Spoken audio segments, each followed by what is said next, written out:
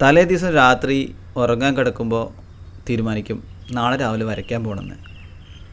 അതുകൊണ്ട് തന്നെ ഉറക്കത്തിലെല്ലാം വരയായിരിക്കും. എവിടെ പോകണം, ഏതാണ് ലൊക്കേഷൻ, ഇതുവരെ കണ്ട ലൊക്കേഷൻ ഏതൊക്കെ എന്നെല്ലാം തിരഞ്ഞെടുക്കാവും മനസ്സ്. ഉറക്കം ശരിയാവില്ല. പക്ഷേ രാവിലെ ഒരു ശല്യവുമില്ലാതെ, ഒരു ബുദ്ധിമുട്ടുമില്ലാതെ, ഒട്ടും ക്ഷീണമില്ലാതെ വരയ്ക്കാനുള്ള ആഗ്രഹമായിട്ട് സൈക്കിൾ എടുത്തിറങ്ങും. പല സ്ഥലങ്ങളും തിരഞ്ഞെടുക്കെങ്കിലും എത്തിപ്പെടുന്നത് വേറെ എവിടെയൊക്കെയോ ആയിരിക്കും. ഇന്നെത്തിപ്പെട്ടത് ഈ ഒരു പാടത്തിൻ്റെ മൂലയ്ക്കാണ്. നല്ല സ്ഥലമാണ്, തണൽ നോക്കിയിരുന്നു. ഇവിടെയുള്ള ഒരു പ്രശ്നം, എയർപോർട്ടിലേക്കുള്ള ഫ്ലൈറ്റ് പോണ അതേ വഴിയിലാണ് ഞാനും ഇരിക്കുന്നത്. നല്ല വെളിച്ചമൊക്കെ വരുന്നുണ്ട്, പക്ഷേ എയർപോർട്ട് പ്രശ്നമാണ്. നല്ല ഒരു ഫ്രെയിം ഉണ്ടാക്കാൻ കൂടി ഒരു ടാപ്പോട്ടിക്കൽ കറക്റ്റാക്കി ചെയ്യണം നല്ലതാണ്. ഒരു 1.5 സെൻറ്റിമീറ്ററൊക്കെ ഒരു ഇത്, ഇപ്പോൾ A4 ആയതുകൊണ്ട് ഇതൊരു 1.5 സെൻറ്റിമീറ്റർ അല്ലെങ്കിൽ ഇതിനേക്കാളും കൂട്ടണം. ഓക്കെ, ഇവിടെ നല്ല ബുദ്ധിമുട്ടാണ്. കാണാൻ ഫ്ലൈറ്റ് വരുന്നതാണ്, കാണാണ്ടോ? ആ വരുന്നുണ്ടോ? കാണാണ്ടോ ഫ്ലൈറ്റ്? കാണാണ്ട?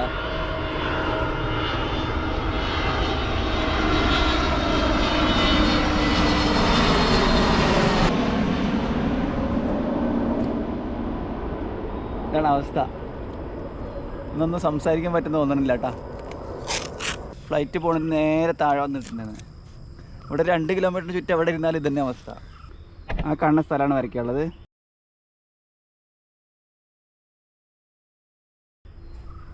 നേരെ ഫ്രെയിമാണിത്. സൈഡിലെല്ലാം ടാപ്പ് ഒട്ടിച്ച് വെച്ചിട്ടുണ്ട്. ഒരു 1.5 സെൻറ്റിമീറ്റർ ഇവിടെ കുറച്ച് കുറഞ്ഞു പോയിട്ട് സാരില്ല. കണ്ടോ? ഇത് നമ്മൾ പറിച്ചെടുക്കുമ്പോൾ നമ്മൾ വരച്ചതിൻ്റെ ഉള്ളിൽ ഒരു ഫ്രെയിം ഉണ്ടാവും. അതായത് ഈ വൈറ്റ് സ്പേസ് കൂടെ കിടക്കുന്നത് നല്ല രസമാവും. ഞാൻ ആദ്യം അങ്ങനെ ചെയ്തിരുന്നില്ല, പക്ഷേ ഇപ്പോൾ തുടങ്ങിയതാണ്. ഫ്ലൈറ്റ് വരെ മുമ്പ് പറഞ്ഞു കൊടുക്കാം. അവിടെ കാണുന്ന ആ ഒരു മരം കണ്ടോ? അത് ആ ഒരു വീട്, സൈക്കിൾ നിൽക്കുന്നത് സെൻറ്ററിൽ. ഇതിന് കുറച്ച് അടുത്തേക്ക് കൊണ്ടുവരും. അങ്ങനെ കുറച്ച് അടുത്തേക്ക് കൊണ്ടുവരും. ഓക്കെ, കുറച്ച് ഗ്യാപ്പ് ആയിട്ട് ഇത് കുറേ ദൂരെയാണല്ലോ. അപ്പോൾ നമുക്കൊരു ഫ്രെയിമിൽ ഒളിപ്പിക്കും. ഈ സൈഡിലേക്ക് നീങ്ങിപ്പോവും. ഇത് നമ്മൾ പേപ്പറിനെ ഇങ്ങനെ ഡിവൈഡ് ചെയ്യുമ്പോൾ റൂൾ ഓഫ് തേർഡിൽ കൊണ്ടുവന്ന് നിർത്താനുള്ള പ്ലാനാണ്. ഞാൻ റൂൾ ഓഫ് തേർഡിൻ്റെ ഒരു വീഡിയോ എൻ്റെ യൂട്യൂബ് ചാനൽ ചെയ്തിട്ടുണ്ട്, അതൊന്ന് നോക്കി നോക്കണേ. ഇത് ഏകദേശം ഡിവൈഡ് ചെയ്യുമ്പോൾ ഇവിടെ വരും പോയിൻ്റ്, ഒരു പോയിൻ്റ് ഏകദേശം ഇവിടെ വരും. അപ്പോൾ ഈ ഒരു പോയിന്റിൽ ഈ മരങ്ങളെയും ഇങ്ങേ പോയിന്റിൽ ആ വീടിനെയും കൊണ്ടു നിർത്താനുള്ള പ്ലാനാണ്. ഓക്കെ, സൈക്കിളിനെ എൻ്റെ ഇവിടെ കൊണ്ടു നിർത്താം. താഴത്തെ ലൈനിൽ കൊണ്ടു നിർത്താം. അതായത് 2 ഡിവിഷൻ ഇങ്ങനെ വെർട്ടിക്കലി, 2 ഡിവിഷൻ ഹൊറിസോണ്ടലി ചെയ്യുമ്പോൾ 4 പോയിൻറ്റ്സ് കിട്ടുന്നതിലാണ് നമ്മൾ ഫോക്കസ് ചെയ്യുന്നത്. ഓക്കെ, വീടൊക്കെ കുറേ ദൂരെ ആയതുകൊണ്ട് വളരെ വൈറ്റ് കളറിൽ ഒരൊറ്റ ഷേപ്പ് മാത്രമേ ഉണ്ടാവും കേട്ടോ. അപ്പോൾ ആദ്യം തന്നെ വീടിനെ സ്കെച്ച് ചെയ്യുക റൂൾ ഓഫ് തേർഡ് നോക്കിയിട്ട്. റൂൾ ഓഫ് തേർഡ് എന്നൊക്കെ ഇങ്ങനെ നിഷ്കർഷിച്ച് പറയുമ്പോൾ അതന്നെ വേണമെന്ന് നിർബന്ധമൊന്നുമില്ല. പലതരത്തിലേയും മാറ്റി വരയ്ക്കാം. ഞാനിവിടെ ചെറിയൊരു പ്ലാൻ ഇട്ടെന്ന് മാത്രമേ ഉള്ളൂ. അപ്പോൾ ട്രൈ ചെയ്ത് നോക്കുക, എൻ്റെ വീഡിയോ കണ്ടു നോക്കുക. റൂൾ ഓഫ് തേർഡിൻ്റെ ഇത് പറഞ്ഞിട്ടുണ്ട് കാര്യങ്ങൾ.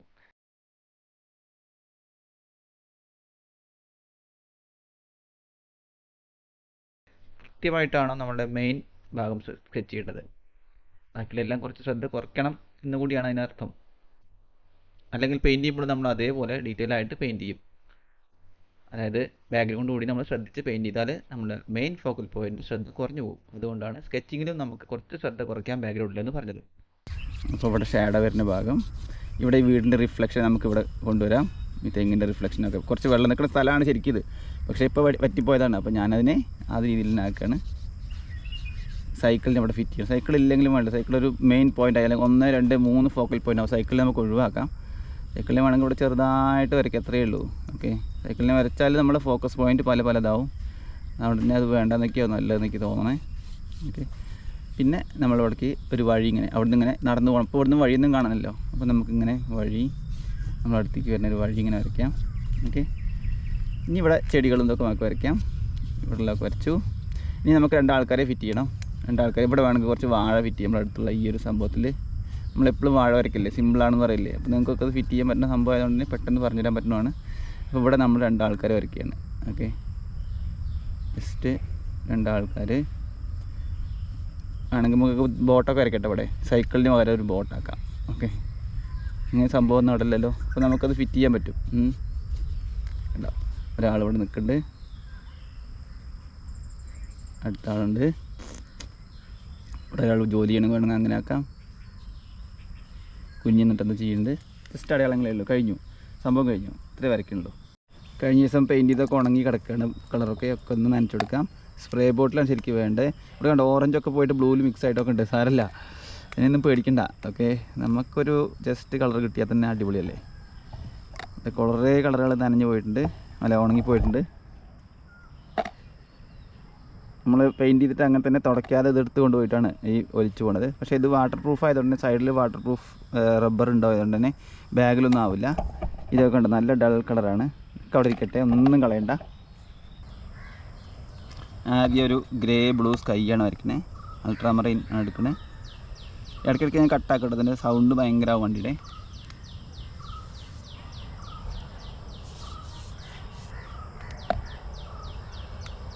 അടുത്ത ഫ്ലൈറ്റ് വരുന്നുണ്ട് കേട്ടോ, ഇതാ വരുന്നു.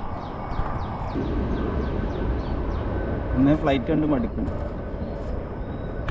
ഫ്ലൈറ്റ് കണ്ട് മടുക്കലല്ല, സൗണ്ട് കേട്ട് മടുക്കും. സംസാരിക്കാനൊന്നും പറ്റാത്ത തരത്തിലുള്ള അത്രയ്ക്ക് ബുദ്ധിമുട്ടുണ്ട്. പക്ഷെ നമുക്ക് ചെയ്യാം.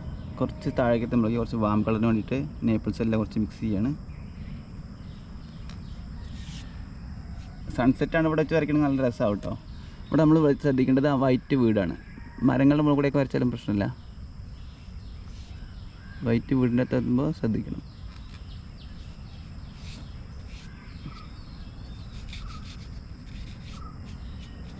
ഇവിടെ കണ്ട് നമ്മൾ മരങ്ങളൊക്കെ വരച്ചിട്ടുണ്ട്, അതിൻ്റെയൊക്കെ ഉള്ളിൽ കൂടെ അപ്പുറം കാണാനുള്ളതുകൊണ്ടാണ് ആ ബ്ലൂ അവിടെ ചേർത്തുന്നത്.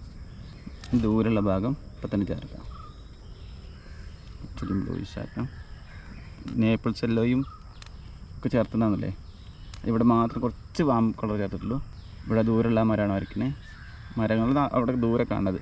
കുറേ വെളിച്ചങ്ങളൊക്കെ ഉണ്ട്, നമ്മൾ കുറച്ചൊന്ന് കുറയ്ക്കുകയാണ്. അവിടെ നിന്ന് ഹൈലൈറ്റ് ഇട്ടാൽ നമ്മൾ അടുത്തേക്ക് എത്തുന്നത്.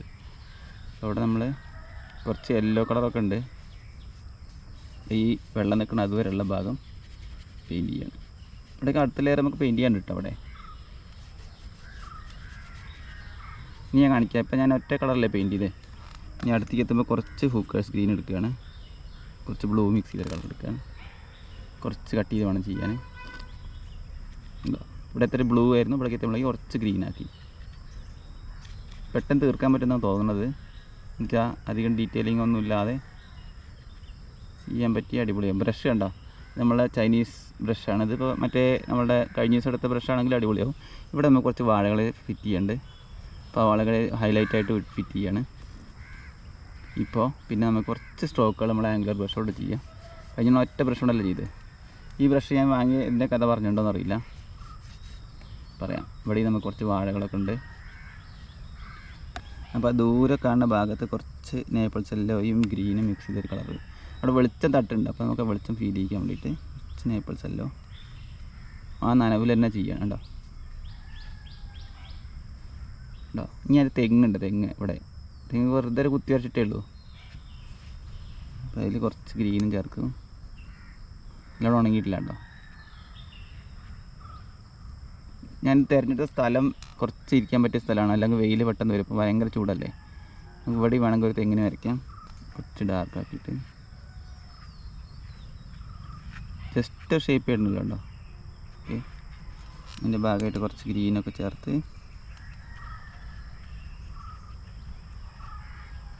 ബ്ലൂവും കുറച്ച് പെയിൻസ് ഗ്രീൻ ചേർത്ത് ഡാർക്ക് കളർ ഉണ്ടാക്കണം. വെളിച്ചം വരുന്നതിൻ്റെ ഇവിടെയാണ് വെളിച്ചം വരുന്ന ഭാഗം, ഡാർക്ക് ഷാഡോ വരുന്ന ഭാഗത്ത് ഇത് നമ്മൾ ഡിസ്റ്റൻസ് വന്നുണ്ട്. അപ്പോൾ ഡാർക്ക് വെച്ചപ്പോൾ തന്നെ ഡീറ്റെയിൽ വെച്ചപ്പോൾ തന്നെ ഇന്ന് നമ്മളെ കുറേ ദൂരെയാണ്. ഇതിൻ്റെ സെൻറ്ററിലൊരു ഡാർക്ക് വെച്ചിട്ടുണ്ട്. നമുക്ക് ആ വെളിച്ചം വീണ് ചെയ്യാനേ കുറച്ച് പെർമനൻറ്റ് ഗ്രീനും ഇതൊക്കെ എടുത്തിട്ട് ഇവിടെ തൊട്ട് കൊടുക്കാം. കണ്ടോ, കുറച്ച് നേപ്പിൾസ് എല്ലാം കൊടുത്താൽ കുറച്ച് ബ്രൈറ്റ് തന്നെ വൈറ്റ് കളർ കൂടും. അത് കുറച്ച് ഒപ്പേക്ക് കളറാണ് ഈ നേപ്പിൾസ് എല്ലോ. ഇന്നാളെ ആരോ എന്നോട് സാലിഹാണ് പറഞ്ഞു പോകണോ ഈ നേപ്പിൾസ് എല്ലാം അങ്ങനെ ഉപയോഗിക്കേണ്ടത് നന്നല്ല. നമ്മൾ ഈ പറയുന്ന റൂൾസിനെയൊക്കെ ബ്രേക്ക് ചെയ്ത് പോകണം. ആദ്യം തന്നെ ബ്രേക്ക് ചെയ്ത് നിൽക്കരുത്. ആദ്യം കുറച്ചൊന്ന് നമുക്ക് പഠിച്ചു കഴിഞ്ഞാൽ പിന്നെ അങ്ങനെ ബ്രേക്ക് ചെയ്ത് നോക്കണം, അല്ലാതെ നമ്മളൊരു സ്റ്റെപ്പ് മുന്നോട്ട് പോകില്ല. ഇപ്പോൾ അവിടെ ഒരു തെങ്ങും പട്ടം ഉണങ്ങിക്കണമെന്ന് എഴുതിക്കോ. ഒരു ബ്രൗൺ കളർ എടുത്തു, ജസ്റ്റ് ഒരു കളറ് ഉണങ്ങിയ തെങ്ങും പട്ടായി. ആഹാ, എന്ത് രസം. ദൂരമുള്ളതുകൊണ്ട് നമുക്ക് അധികം പണിയൊന്നുമില്ല, അങ്ങനെ തൊട്ട് തോണ്ടി കൊടുത്താൽ മതി.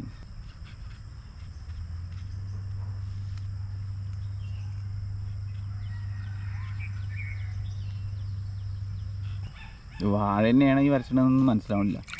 നമുക്ക് ആ ലൈറ്റ് കളർ കൊണ്ട് വാഴയും വരയ്ക്കാം. പെർമനൻറ്റ് ഗ്രീൻ എടുക്കുന്നത്, കുറച്ച് വെള്ള കളർ അവിടെ നിർത്തണം ചില ഭാഗങ്ങളിൽ കേട്ടോ, ആ വെളിച്ചത്തിൻ്റെ ഒരു ഇത് തോന്നിപ്പിക്കാൻ വേണ്ടിയിട്ട്.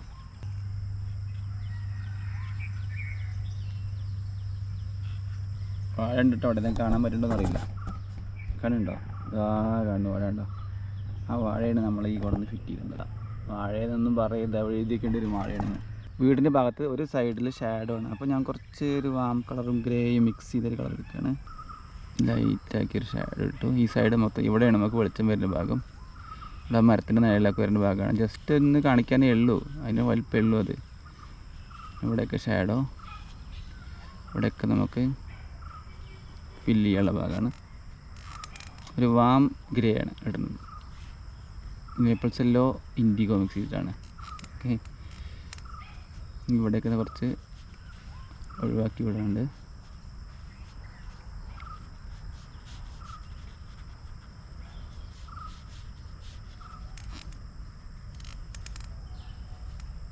ഇവിടെ നമുക്ക് ഡാർക്കാണല്ലോ, കുറച്ച് ബ്ലൂ കളർ ചേർക്കാം.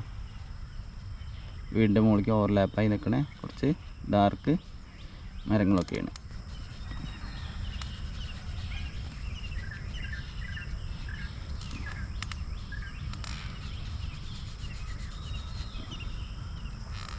എൻ്റെ വീട് അതിൻ്റെ ഉള്ളിൽ കൂടെ കാണാനിട്ട് കുറച്ച്.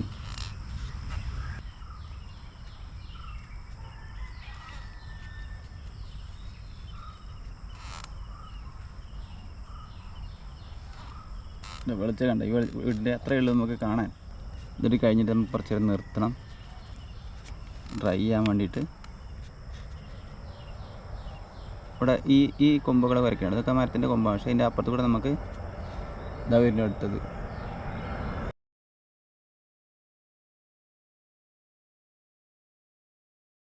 ഏറ്റവും ഒന്നും സംസാരിക്കാൻ പറ്റില്ല, ഭയങ്കര സൗണ്ടാവും ബാക്ക്ഗ്രൗണ്ട്. കുറച്ച് ബ്രൈറ്റ് കളർ കൊണ്ടുവരാം. ആ ഭാഗം അവിടെ നിൽക്കട്ടെ, നമുക്ക് കുറച്ച് നിർത്തി വയ്ക്കാം. ഇനി നമുക്ക് ഇവിടെയുള്ള റിഫ്ലക്ഷൻസിൻ്റെ ഭാഗമൊക്കെ വിട്ടിട്ട് ബാക്കി ഭാഗം പെയിൻറ്റ് ചെയ്യാം. ബ്രൈറ്റ് ഗ്രീനാണ് ഉപയോഗിക്കുന്നത്.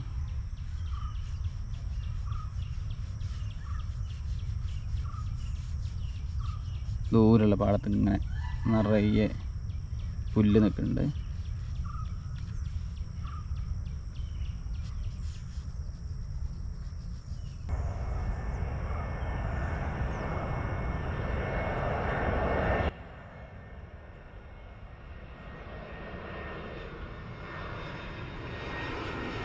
നമ്മൾ നിഴൽ വരുന്ന ഭാഗമാണ് ഇവിടെ. കുറച്ച് ഇൻഡിഗോയും കുറച്ച് ഹൂക്കേഴ്സ് ഗ്രീനും മിക്സ് ചെയ്തിട്ടാണ് കളർ ഉപയോഗിക്കുന്നത്.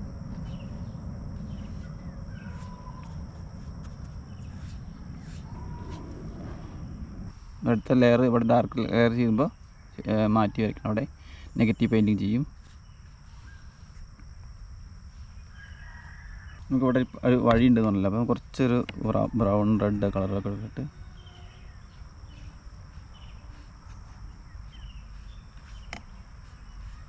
ഡ്രൈ ബ്രഷാണ് യൂസ് ചെയ്യുന്നത്. ഇതിലൊക്കെ പുല്ലുണ്ട് തോന്നിപ്പിക്കാൻ വേണ്ടിയിട്ട് കുറച്ച് പെർമനൻറ്റ് ഗ്രീനും ടച്ച് ചെയ്ത് കൊടുക്കാം. ഇച്ചിരി വെള്ളം വേണം, വെള്ളം കുറവാണ്. കുറച്ച് ക്രിംസൺ, കുറച്ച് അൾട്രാമറൈൻ ഷാഡോ വരുന്ന ഭാഗത്ത്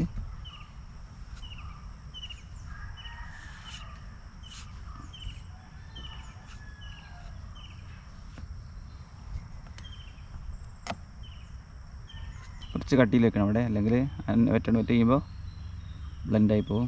നമ്മളുടെ മുന്നിലുള്ള ചെടികളും പൂക്കളൊക്കെയാണ്. കുറച്ച് ചെറിയ ബ്രഷ് കൊണ്ട് ചെയ്താലും മതി, പക്ഷേ ഇത് വലുതുകൊണ്ട് ചെയ്താലും പ്രശ്നമൊന്നുമില്ല.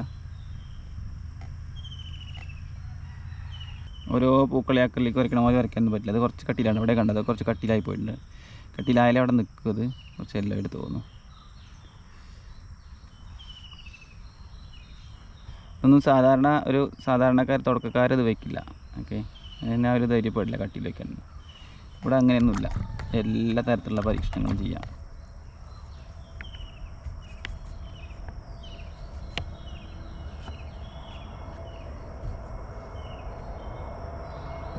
അവർ കുറച്ച് വെളിച്ചം വന്നത് അവിടെ ഇവിടുന്ന് കുറച്ച് പിക്കി.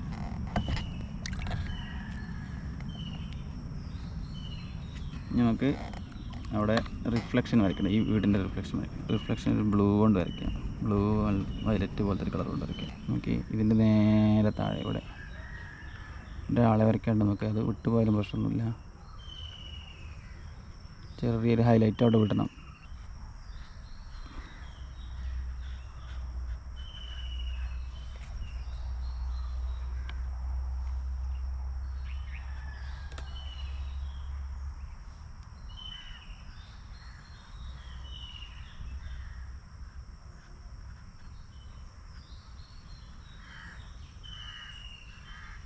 ഈ ഒരു മരങ്ങളുടെ ഷാഡോ വരുന്ന ഭാഗമുണ്ട് അവിടെ ഒളിച്ചു വരുന്നുണ്ടോ? ശ്രദ്ധിച്ചോ? കുറച്ചെടുക്കല്ലേ നമ്മളെല്ലാം വയ്ക്കാം. അങ്ങനെ ഉള്ളോടത്ത് വയ്ക്കുമ്പോൾ ബ്ലെൻഡ് ആയിക്കോളും. ഓക്കെ, നിങ്ങളിങ്ങനെ ട്രൈ ചെയ്തിട്ടില്ല ഇതുവരെ? കട്ടിയിൽ വെച്ചിട്ട് ട്രൈ ചെയ്ത് നോക്ക്, നല്ല രസമാവും. ഓക്കെ, നമുക്ക് ഈ പൂ എടുത്ത് മാറ്റാം. ഇവിടെ നമുക്ക് പെയിൻറ്റ് ചെയ്യാനുള്ള എടുത്തത് ഈ പൂ എടുത്ത് പിറക്കി വയ്ക്കാം. ഐ ഇവിടെ ഇരി, ഇവിടെ ഇരി. നല്ല വെളിച്ചമായുണ്ട്, വെയിലായി. ആ കാണുന്ന മരമാണ് വരയ്ക്കാനുള്ളത്, ഈ ഒരു സൈഡിലുള്ള ഈ മരം. ഇപ്പോൾ നമ്മൾ ആദ്യം ഉപയോഗിക്കുന്നത് നേപ്പിൾസ് യെല്ലോ. അങ്ങനെ ഉപയോഗിക്കാൻ കാരണം വാം കളറായി. വാം എന്ന് പറഞ്ഞാൽ കുറച്ച് ഉണങ്ങിപ്പോയി തുടങ്ങിയിട്ടുണ്ട്. അപ്പോൾ വാം ടോൺ വേണ്ടിയിട്ട് നേപ്പിൾസ് യെല്ലോ ആണ് ഉപയോഗിക്കുന്നത്. ഷേപ്പ് അതിനുണ്ടല്ലോ, ഒരു പ്രത്യേക റൗണ്ട് ഷേപ്പ് ഉണ്ട് അതിന്. ഷേപ്പിൽ ഔട്ട്ലൈൻ ആ വാം കളർ കൊണ്ട് വെച്ചു. മുഴുവൻ ഫില്ല് ചെയ്യുന്നുണ്ട്. അതിൻ്റെ കൂടെ സ്കൈ കാണാണ്ട് അപ്പുറത്ത്. പിന്നെ ഡാർക്ക് ടോൺ അതിൻ്റെ കൂടെ തന്നെ വയ്ക്കും. കുറച്ച് ഗ്രീനെല്ലാം മിക്സ് ചെയ്തിട്ട്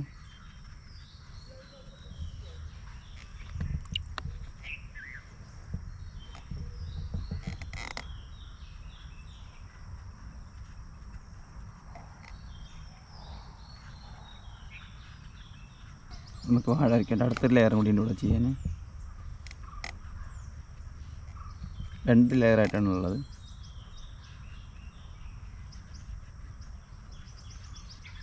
വരയ്ക്കാൻ എളുപ്പമാണല്ലോ. അപ്പോൾ 2-3 വീഡിയോകൾ കണ്ടില്ലേ? വളരെ സിമ്പിളായിട്ട് സ്ട്രോക്ക് കിട്ടാം. ആ ഷേപ്പിലാവണം ഏകദേശം, അത്രയേ ഉള്ളൂ. ഈ ലെയറും കൂടി ചേരുമ്പോഴാണ് ആ വാഴയുടെ ഷേപ്പ് നമുക്ക് കിട്ടുന്നത്. Negative painting layer.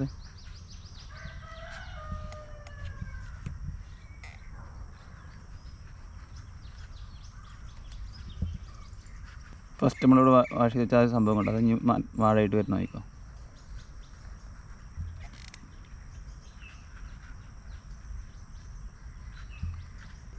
ഏകദേശം ഒരു മുഴുവനായിട്ട് നമ്മളവിടെ കോപ്പി ചെയ്യാൻ നിൽക്കരുത്. ആ ഒരു കറക്റ്റ് സ്പേസ് നോക്കി അതേപോലെ വരയ്ക്കാൻ നിൽക്കരുത്. നമ്മളൊന്ന് കണ്ണ് കുറച്ചൊന്ന് ചിമ്മി നോക്കുക. അപ്പോൾ നമുക്കൊരു അബ്സ്ട്രാക്റ്റ് ചിത്രം കിട്ടും, മങ്ങിയ സംഭവം. അത് വെച്ചിട്ട് ഇങ്ങനെ കണ്ടിന്യൂ ചെയ്താൽ മതി. ഇവിടെ ഈ ഒരു സ്പേസിൽ തന്നെ ഇപ്പോൾ നമുക്ക് 2-3 ചിത്രങ്ങൾ വരയ്ക്കാം. ആ ഒരു ഫ്രെയിം, ഇപ്പുറത്തുള്ള ഫ്രെയിമൊക്കെ വരയ്ക്കാം. ഇത് കണ്ടെത്തുന്നുള്ളതാണ്.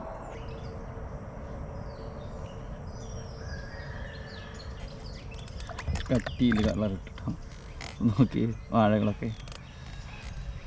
അങ്ങനെ സംഭവമില്ല, നമുക്ക് മാത്രമേ ഫിക്സ് ചെയ്യാൻ പറ്റൂ. ഒരു ഫോട്ടോഗ്രാഫർക്ക് ഇത് ചെയ്യാൻ പറ്റില്ല. അവിടെ ഉള്ളത് എന്താണെന്ന് വെച്ചാൽ അത് ക്യാപ്ചർ ചെയ്യാൻ പറ്റൂ.